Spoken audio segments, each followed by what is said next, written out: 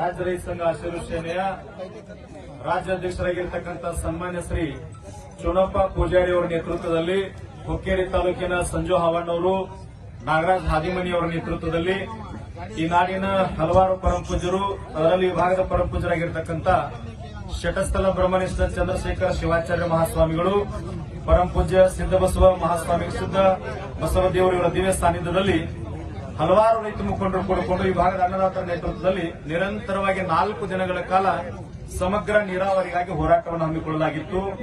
4 ದಿನಗಳಲ್ಲಿ ಈ ಭಾಗದ ಕೆಲವು ರಾಜಕೀಯ ಮುಖಂಡರು ಸ್ಪಂದನೆಯನ್ನು ಮಾಡಿದರು. ಅದೇ ರೀತಿಯಾಗಿ ಇವತ್ತು ಸರ್ಕಾರ ನಮಗ ಗೌರವವನ್ನು ಕೊಟ್ಟು ಮುಖ್ಯ ಎಂಡಿ ಅವರನ್ನ ಕಳಿಸಿಕೊಟ್ಟು ಚರ್ಚೆಯನ್ನ ಮಾಡಿ ಅದರ ಸಮಸ್ಯೆ ಬಗೆಹರಿಸ್ತೀನಿ ಅಂತ ಅಧಿಕಾರಿಯನ್ನು ಕಳಿಸಿಕೊಟ್ಟಿದ್ರು. ಅದರ ಮೂಲಕವಾಗಿ ಎಲ್ಲ ಸಮಗ್ರವಾಗಿ 1-2 ಗಂಟೆಗಳ ಕಾಲ ಚರ್ಚೆಯನ್ನು ಮಾಡಿ ಎಸ್ಪಿ ಅವರ ನೇತೃತ್ವದಲ್ಲಿ ಎಲ್ಲ ನೀರಾವರಿ ಅಧಿಕಾರಿಗಳ ನೇತೃತ್ವದಲ್ಲಿ ಚರ್ಚೆಯನ್ನು ಮಾಡಿ 5 ರಿಂದ 6 ಯೋಜನೆಗಳನ್ನ 1 ರಿಂದ 1.5 ತಿಂಗಳೊಳಗೆ ನಾನು ಪ್ರಾರಂಭ ಮಾಡ್ತೀನಿ. ಏನೇ ಸಮಸ್ಯೆ ಇದ್ರೂ ಬಗೆಹರಿಸಿಕೊಂಡು ಸರ್ಕಾರ ಮಟ್ಟದೊಳಗೆ ಚರ್ಚೆ ಮಾಡಿಕೊಂಡು 6 ಯೋಜನೆಗಳನ್ನು ಬಗೆಹರಿಸ್ತೀನಿ.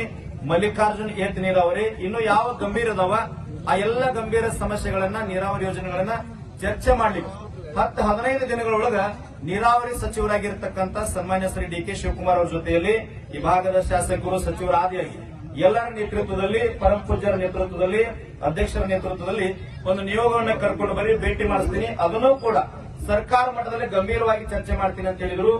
60 ವರ್ಷಗಳಿಂದ ನೆನೆಗುದಿಗೆ ಬಿದ್ದಿರತಕ್ಕಂಥ ಯೋಜನೆಗಳನ್ನ ರೈತ ಸಂಘ 4 ದಿನಗಳಲ್ಲಿ ಈ ಭಾಗದಲ್ಲಿ ಜನರ ಜೊತೆಗೆ ಅವರ ಕಣ್ಣೀರಿನ ಜೊತೆ ಸ್ಪಂದನೆಯನ್ನು ಮಾಡಿ ಹೋರಾಟವನ್ನು ಮಾಡಿ ಒಂದು ಗೆಲುವಾಗಿದೆ ಅಂತ ನಾನು ಹೆಮ್ಮೆಯಿಂದ ಹೇಳ್ತೀನಿ.